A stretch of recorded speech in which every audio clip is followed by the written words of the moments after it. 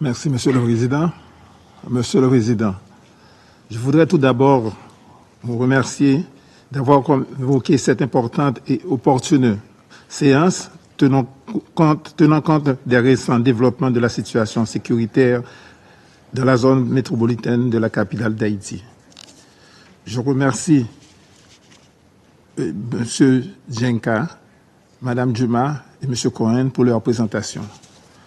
Je suis également très honoré de la présence du docteur William Pape, une référence en matière de traitement des maladies infectieuses en Haïti et dans le monde, qui nous a fait un témoignage poignant de ce supplice que vit la population haïtienne soumise à la violence des gangs armés. Monsieur le Président, c'est avec une profonde gratitude et un sens de responsabilité que je m'adresse à vous aujourd'hui dans le cadre de cette importante réunion du Conseil de sécurité sur Haïti. J'ai été frappé par cette grande convergence de vues qui caractérise les différentes interventions sur la meilleure formule de faire face aux nouvelles situations qui se développent dans le pays au cours de ces derniers jours. Je vois dans les nombreux commentaires formulés par les membres du Conseil une volonté de trouver une fois pour tous des éléments de réponse appropriés permettant de contribuer à résoudre de façon durable cette crise multidimensionnelle qui ronge le pays. Cela traduit une compréhension sincère des aspirations et des besoins du peuple haïtien.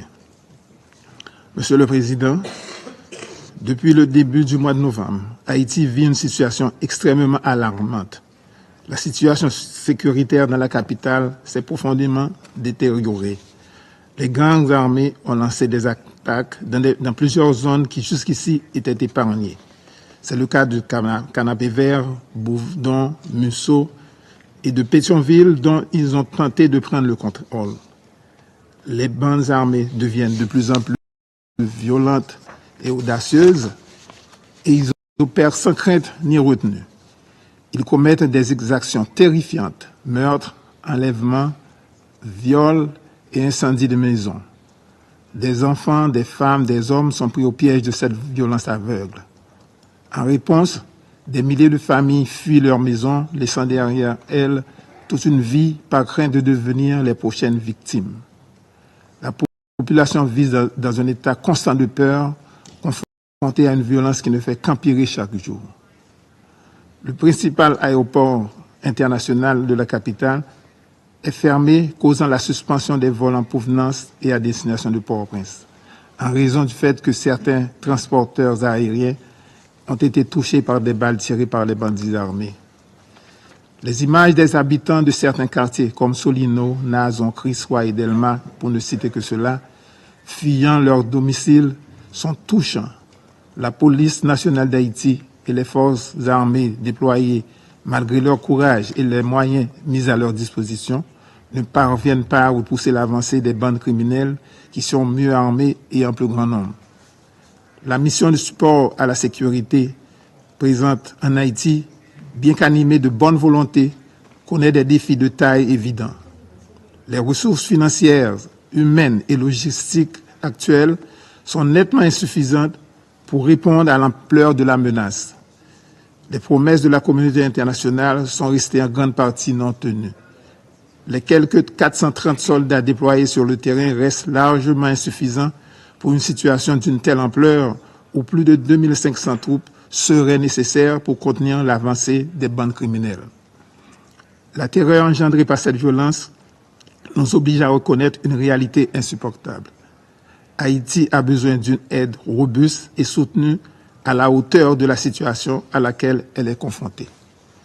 Cette situation alarmante nous interpelle sur la nécessité de solliciter la transformation de la mission de soutien à la sécurité MSS en une mission d'opération de maintien de la paix des Nations Unies, telle que l'a sollicité le président du Conseil présidentiel de transition, son Excellence M. Leslie Voltaire, dans sa lettre adressée au secrétaire général. Une telle transformation garantirait une mobilisation plus importante des ressources, un mandat plus robuste, une plus grande participation de pays et une meilleure coordination internationale pour restaurer la sécurité et rétablir la confiance des citoyens dans leurs institutions. Une mission de maintien de la paix fournirait aussi à Haïti le cadre nécessaire pour désarmer ces groupes armés, rétablir la paix et la sécurité, restaurer l'état de droit et permettre à la police nationale d'Haïti de se reconstruire.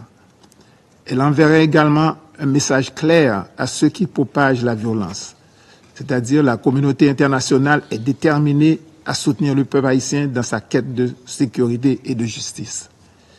Il ne s'agit pas uniquement de restaurer l'ordre public, il s'agit de préserver des vies humaines, de reconstruire des institutions démocratiques et de redonner espoir à toute une nation.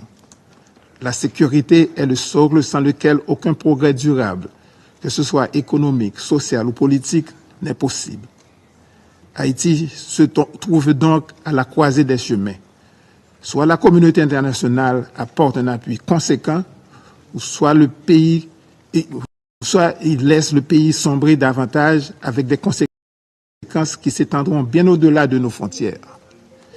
Cette demande est soutenue par la CARICOM et l'Organisation des États américains, cette dernière ayant adopté récemment par son consensus une résolution appuyant la transformation de la MSS en une mission d'opération de maintien de la paix, tout en insistant sur l'importance d'une aide internationale continue pour restaurer la paix, l'état de droit et la démocratie en Haïti. Ce soutien est crucial non seulement pour la sécurité immédiate, mais aussi pour garantir la stabilité à long terme du pays et de la région. Nous remercions ces deux organisations pour leur engagement dans la recherche d'une solution durable à la crise haïtienne. Cette nouvelle mission d'opération de maintien de la paix dans le pays aura à fonctionner en tirant des leçons du passé pour ne pas répéter les mêmes erreurs de la MINUSTAH.